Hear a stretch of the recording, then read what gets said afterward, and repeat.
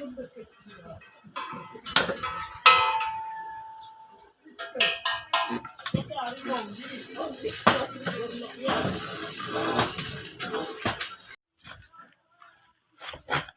isa na namang magandang hapon sa atin lahat mga kabayan.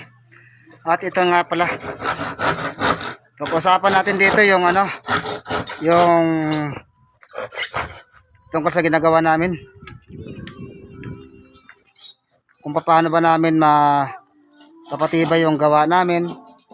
At para abang na rin ito para sa second floor, kahit sa third floor, pwede. Yung bakod na yun na ginagamit namin ay 12 mm na bakal na yan. At saka may tubo sa gitna. Ipapakita ko sa inyo mga kabayan kung paano namin yung ginawa at anong pamaraan para dagdag tibay ng bahay. Ayan. Bago tayo magtuloy-tuloy sa ating video, please follow my page, Romeo Mindanao TV. Sa aking Facebook account ay Romeo Hongko. At sa aking YouTube channel naman ay Romeo Mindanao TV. Paki-follow na rin ang ating kaibigan si Pits Balangkit sa kanyang Facebook account. At sa kanyang YouTube channel ay Lagato Vlog. Ganon din sa Team Sarcon Sportswear. O ito yung bahay ni Bossing John. Okay. At huwag natin patagalin mga idol. At ipakita ko na sa inyo kung paano yung pamaraan namin pagdating sa pagbuo ng poste para sa preparasyon para sa SRC panel at sa slab. Okay. Ipapakita ko na sa inyo. Start na tayo.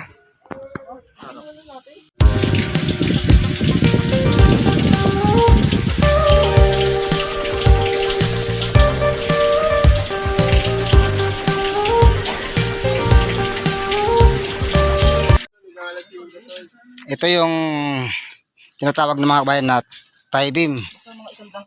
Pag ganito na lalagay nyo 12 mm, depende naman sa inyo yan. Mayroon naman din 16 mm, depende sa laki ng area at sa bigat ng dinadala ng mga second floor pagdating sa taas. Ito kasi sa amin, hindi na namin kailangan na maglagay pa ng 16 mm kasi alam nyo kung bakit. 12 mm lang ang ginamit namin dito. Ayan, 10 mm naman stirrup namin. Kasi unang-una, magmula dyan sa baba na yan, ito, hanggang pantay flooring, retaining wall. Ibig sabihin, buhos yung pader. Pagdating naman sa pantay flooring nito mga kabayan, ay dito naman kami magkakabit ngayon ng SRC panel system.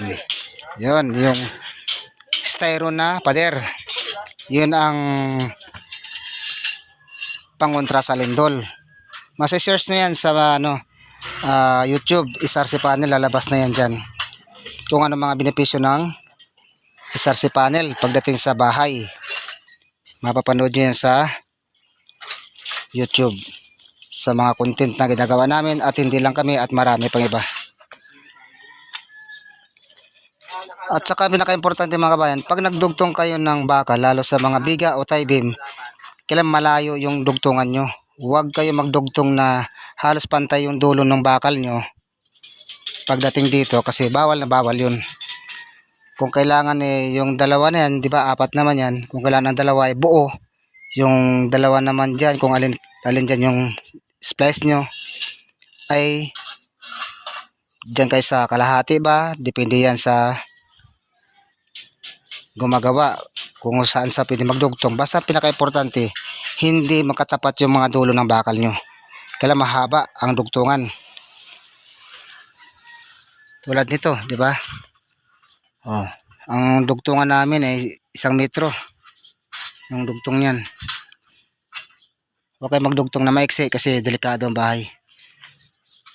Ito yung abangan nyo pagka nabuo na namin itong retaining wall, pagkabit namin ng SRC panel. Antayin namin na mabuo lang namin lahat ito at bago kami bibili para makabitan natin ng SRC panel. O sa mga nagtatanong dyan tungkol sa paggawa ng bahay at marami na rin nag-PPM sa akin at nagtatanong, anytime natin sasagutin yung katanungan nyo para may idea naman kayo mga kabayan.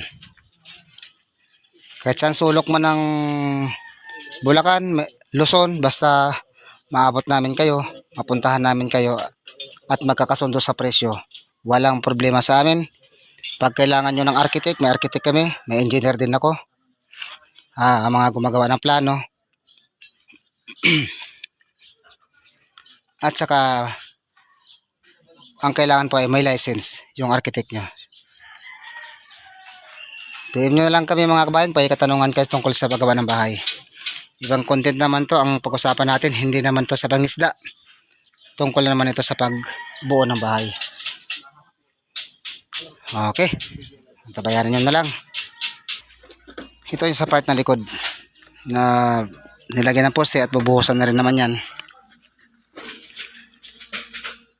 Punta naman tayo sa gilid. Ipapakita ko sa inyo paano namin ginagawa yung tubo na yan. Ba't may tubo ang gitna ng poste namin? Para saan ba yan? Ano ba maging benepisyo niyan? May tutulong ba yan? O wala? Puntahan natin.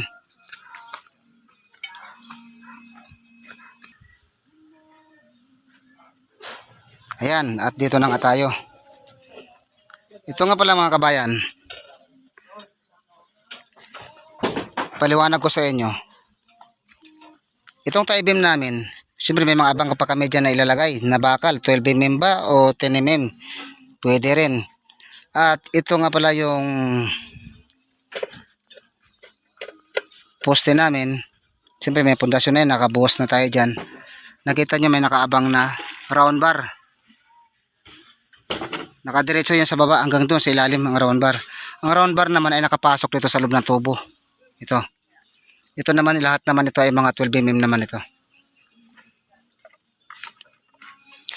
Pagdating sa taas, ito na. Siyempre pagka nag-ano kami, nagbuhos, pwede naman may clearance, pwede naman yan halos magkaganyan o dikit ba. Kasi puputulin pa naman namin to, yung tubo na ito. Pandagdag tibay lang yan. Siyempre pagka nabuhusan namin yung poste ay kasama na tong tubo.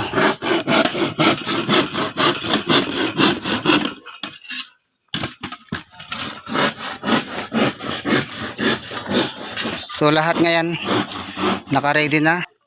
May mga round bar na lahat.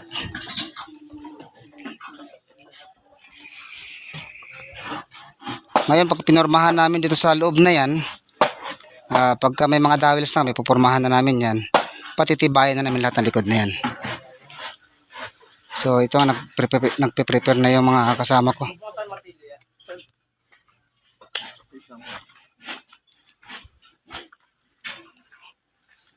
At ito nga rin, continue na rin ang hukay dito. Para sa pagdadaanan ng tie beam. Ang tabayanan nyo lang ito, kasi pag nabuo naman talaga namin ang retaining wall nito, continue pa rin naman ang poste niyan. Depende na lang sa pag-uusap namin ni Bro JR, yung humahawak rin dito. At siyang nagde-decide kung anong dapat namin gawin. Pagdating sa ganyan, baka mauna siguro yung steel deck bago kami mag-SRC panel. Depende na lang yan.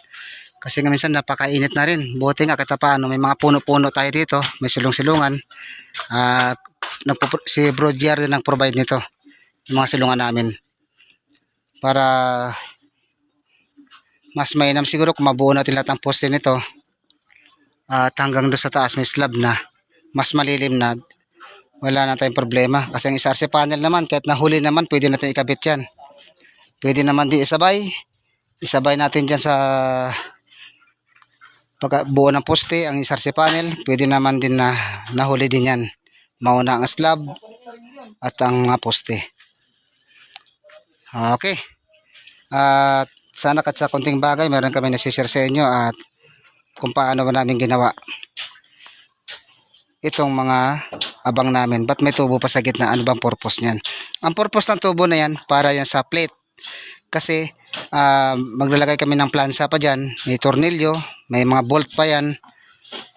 Kaya makikita nyo lang yan sa susunod pag nabuo na namin to. Sa ngayon hindi nyo pa maintindihan kung paano mangyari nito.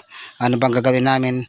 Pero sa sunod na mabuhusan na to lahat-lahat, bago kami maglagay ng mga plate dyan, o ipapakain ba namin yung plate sa buhos, may mga tornilyo naman yan, itutorial natin sa susunod.